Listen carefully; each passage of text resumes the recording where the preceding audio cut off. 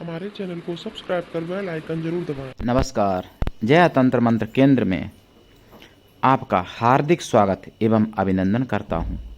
मेरे प्रिय भाई बहनों, यदि आपने हमारा चैनल अभी तक सब्सक्राइब नहीं किया है तो अभी अभी तुरंत हमारे चैनल को लाल वाली बटन दबाओ और घंटी बजा दो और सब्सक्राइबर आप बन जाओगे। हमारे चैनल को सब्सक्राइब करने का किसी भी प्रकार का कोई शुल्क एवं चार्ज नहीं कटता है।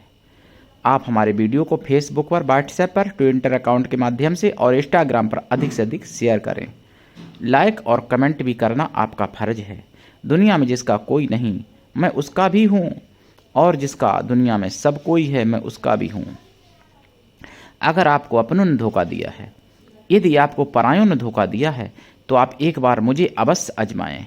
हमारा मोबाइल नंबर है 9305 63 71 73। इस नंबर के सिवा मैंने कोई दूसरा नंबर अभी तक नहीं दिया है। यदि मेरे कमेंट बॉक्स में कोई फ्रॉड चोर अपना नंबर छोड़ता है, ऐसे नंबरों पर आप संपर्क बिल्कुल ना करें। अगर आप ऐसे नंबरों पर संपर्क करते हैं, आपके साथ कोई ठगी धोखाधड़ी होती है, उसके जिम्मेदार आप स्वयं होंगे। चैनल आपकी जिम्मेदारी नहीं लेता। मेरा केवल एक ही नंबर है जो मैंने अभी बोल के बताया। आज मैं आपको बताने जा रहा हूं कि कौन सी जगह पर खाली हाथ जाने से फ़ायदा ही फ़ायदा होता है। आपने ये तो सुना होगा, शायद किसी ने बताया हो कि कुछ जगह ऐसी हैं जहां खाली हाथ नहीं जाना चाहिए। लेकिन आज मैं वो भी बता रहा हूं आपको कि कौन सी जगह खाली हाथ जाने से लाभ है और कौन सी जगह खाली हाथ नहीं जाने से लाभ है। देखिए, पहले आप सुन लीजिए, खाली हाथ कहाँ जाना चाहिए। पहली बात तो ऐसे स्थानों पर जाना ही नहीं चाहिए बिल्कुल, किसी भी प्रकार से, किसी भी कीमत में ऐसे स्थानों का त्याग ही कर दो। अगर त्याग नहीं करते हो, किसी कारण से जाना पड़ता है, मान लो किसी को बुलाने, किसी को कोई किसी भी कारण, मतलब कारण कोई भी हो सकता है, तो फिर उन स्थानों पर खाली हाथ जाओ तो फिर आपका लक्ष्मी कभी साथ नहीं छोड़ेगी और आपके 9 ग्रह ठीक होंगे। उन जगहों पर जहां खाली हाथ जाना चाहिए, खाली हाथ और खाली जेब लेके जाओ वहां पर। देखिए, एक तो जहां मंदरा बिकता है, पहले तो जाओ मत ऐसी जगह। अगर जाना पड़ता है तो खाली हाथ खाली जेब लेके जाओ। और वैश्यालय दूर से ही त्याग दो।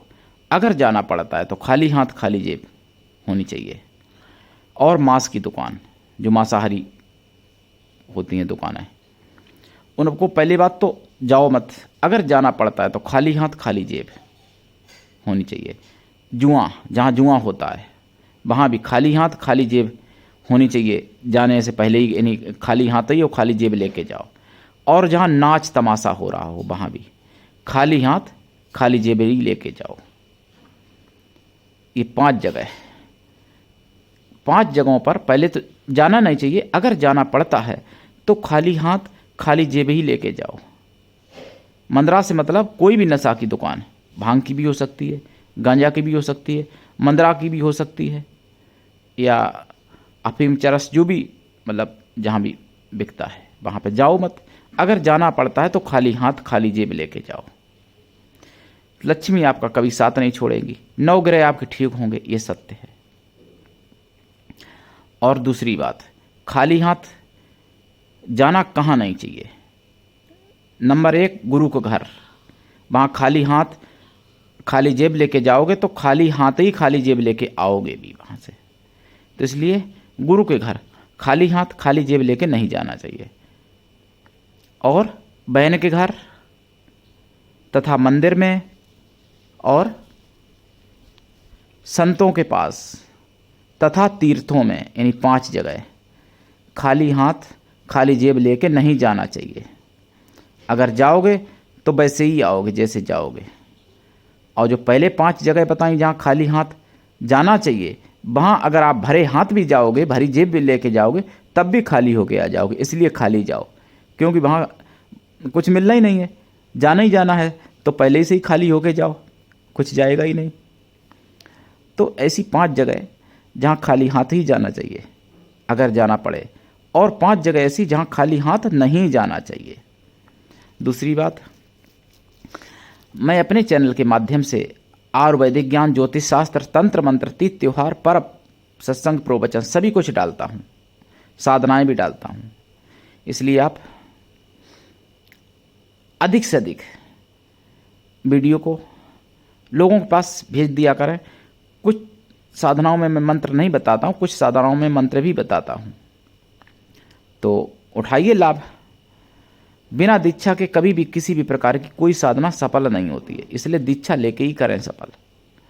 और गुरु भी ऐसा होना चाहिए जो शिष्य से कुछ भी ना ले, लेकिन शिष्य ऐसा होना चाहिए कि गुरु को सब कुछ दे, तभी कल्याण होता है। अगर